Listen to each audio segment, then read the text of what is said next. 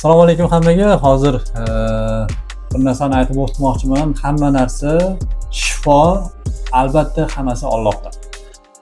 Biz doktorlar, biz shifokorlar faqat buni sababchisimiz xolos. Navbatdagi bemorimiz 5 oy avval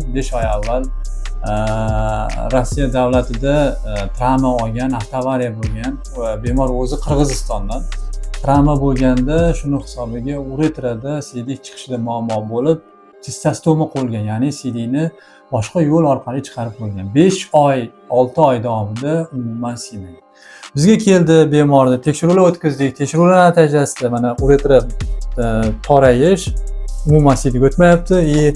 Vasxatyash uretrografiya qilganmiz, torayish. Mana suyaklarni ko'ryapsiz, alohida metallar bor. Bu avtoavariyadan keyingi suyakni tiklanish holati. Endi bundan keyin 1 oy avval bizda uretroplastika operatsiyasi bajarildi bemorda. Hozirgi holat ana uretrani o'tkazuvchanligi tiklangan hamda urofulometriya deydi, siydik naporini tekshiradigan usulimizda siydik napori normalniy holat.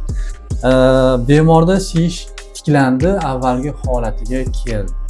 O'zingni bu ko'rishing mumkin, o'zingni bemorni operatsiyadan oldingi, operatsiyadan keyingi fikrlarini eshitishingiz mumkin.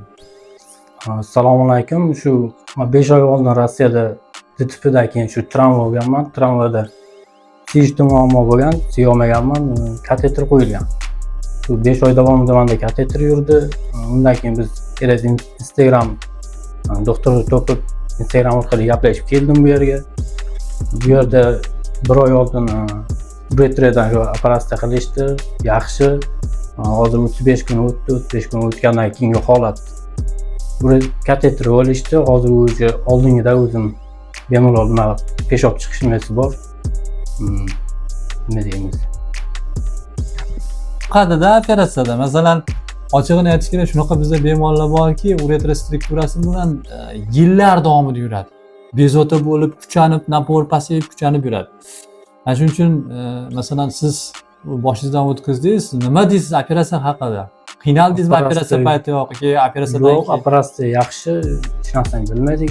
Hech narsa bilinmadi. Operatsiya bo'lmagan. Ketilmadi, yo'q. 2-3 kun o'tdi, yaxshi, hech qanaqalik.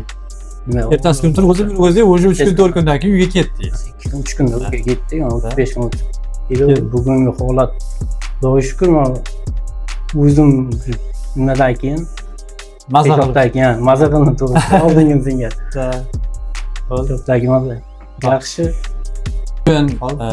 Agar siyishda muammo bo'ladigan bo'lsa yoki travmadan keyin yoki boshqa kasalliklardan keyin uretra strukturasi muammosi bo'ladigan bo'lsa, albatta bizga murojaat qilishingiz mumkin. Bizda ochig'ini aytish kerak, bu направление, bu yo'nalish bo'yicha uzoq yillik Yevropa standartlariga mos keladigan tajribamiz bor. Xudo xolisa sizga sifatli yordam ko'rsatamiz.